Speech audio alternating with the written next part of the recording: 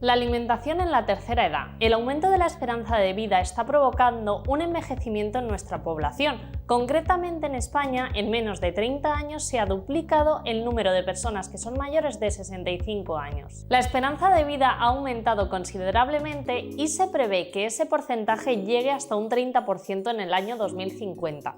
Pero para ello, un aspecto súper importante que hay que tener en cuenta es que hay que cuidar la alimentación. ¿Quieres saber cómo cuidar la alimentación en personas de la tercera edad? Pues atentos al vídeo de hoy. Bienvenidos un día más, soy Reme Navarro, farmacéutica y nutricionista, y os invito a que os suscribáis al canal, activéis la campanita y si os gustan mis vídeos me deis manita hacia arriba. El proceso de envejecimiento conlleva cambios corporales, cambios funcionales y todos esos cambios afectan a la persona. Y un estudio llevado a cabo por el Consejo General de Colegio de Farmacéuticos de España señala que el 22,1% de los mayores de 65 años sufre desnutrición. Por tanto, ya veis que es un tema bastante importante. Con el paso del tiempo, nuestros órganos se van deteriorando y contra esto no podemos hacer nada, es ley de vida, pero sí que podemos cuidar nuestra alimentación y hacer que ese envejecimiento vaya más lento. Vamos a tener cambios en la postura corporal, en el intestino, en el sistema cardiovascular, en el sistema inmunológico, hasta cambia nuestro gusto, nuestro olfato. ¿Y qué factores no físicos pueden influir en la alimentación de los mayores? No hacer ejercicio físico, por ejemplo, la toma de muchos medicamentos puede provocarnos una pérdida de apetito, de gusto, de olfato. También, por ejemplo, la soledad, el aislamiento o enfermedades que aparecen conforme van cumpliendo años. ¿Y qué recomendaríamos tomar? Pues es importante que la vitamina D esté controlada, porque un aporte insuficiente de esta vitamina puede dar lugar a una anemia, por lo que los mayores deben incluir en su dieta legumbres, frutas, hígado, tomar el sol siempre que sea posible. Por ejemplo, la vitamina D tiene la capacidad de regenerar células de nuestra piel y reparar daños fortaleciendo la barrera cutánea, mejorando la textura de la piel, mejorando también el sistema inmune, y algunos de los síntomas que nos alertan que nuestro cuerpo puede estar escaso de esta vitamina pueden ser cansancio, debilidad, insomnio, caries, bajo estado de ánimo, así como que no te apetece hacer nada. Esta vitamina ya sabéis que es súper necesaria para el metabolismo del calcio y la mineralización del hueso. La vitamina D normalmente la obtenemos por la exposición solar o por alimentos ricos en esta vitamina, por eso se recomienda siempre tomar 20 minutitos de sol al día. Luego está la vitamina B12, que es importantísima para prevenir el deterioro cognitivo. Muchas personas tienen deficiencia de esta vitamina y hay estudios que demuestran que alrededor del 40% de la población sufre déficit de ella. Pues déjame decirte que la vitamina B12 es una de las más importantes para nuestro organismo, ya que la vitamina B12 junto con el ácido fólico es necesaria para la formación de los glóbulos rojos y también para la síntesis del ADN, que es el material genético de nuestras células. También es necesaria para el funcionamiento normal de los nervios. Por tanto, la vitamina B12 únicamente se encuentra en productos de origen animal, como puede ser la carne, el pescado, los huevos, la leche, los derivados, y esta vitamina se absorbe en la parte final del intestino. Y para su absorción es imprescindible que se una a un compuesto fabricado en el estómago que se llama factor intrínseco. Por eso es muy importante ver qué alimentación se lleva a esta edad, porque la vitamina B12 al llegar al estómago se une al factor intrínseco y estos se absorben juntos al final.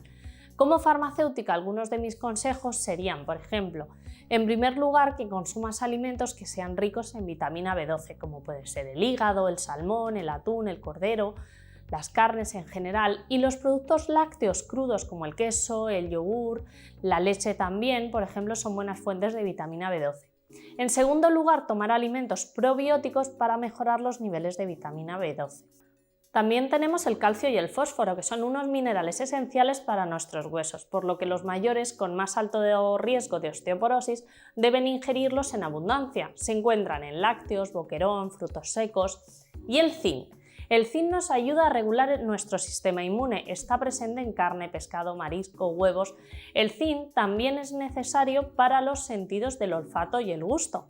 Durante el embarazo, la lactancia o la niñez, el cuerpo necesita zinc para crecer y desarrollarse apropiadamente, porque este nutriente aumenta el efecto de la insulina. El zinc además forma parte activa de algunos de los enzimas que intervienen en el metabolismo de las grasas, de las proteínas o de los hidratos de carbono.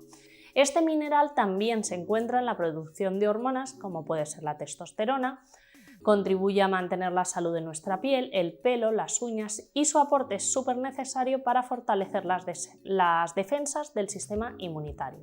Por eso, cuando estamos resfriados se recetan muchas veces suplementos de zinc. Cuando se toma durante 5 meses, el zinc puede reducir el riesgo de enfermar, por ejemplo, de tener resfriados comunes. El zinc también nos va a hacer que el envejecimiento sea más lento y sustituir las células viejas por nuevas. Una falta de zinc nos va a producir un retraso en el crecimiento infantil, lo que puede que sean más vulnerables a infecciones, pérdida de peso, curación de heridas, por ejemplo, el olfato, el sabor. Además, se pueden producir escamas en la piel, manchas. Y ahora vamos con el hierro. Una persona mayor no debe tomar suplementos puesto que la disminución de su capacidad de absorción va a hacer que no sean efectivos, pero sí se pueden tomar alimentos como por ejemplo el hígado, y el hierro es un mineral muy importante en nuestro organismo. Por eso muchas veces se necesita suplementar. La función principal es transportar el oxígeno a todo nuestro cuerpo y producir glóbulos rojos. Se recomienda tomar al día 18 miligramos de hierro.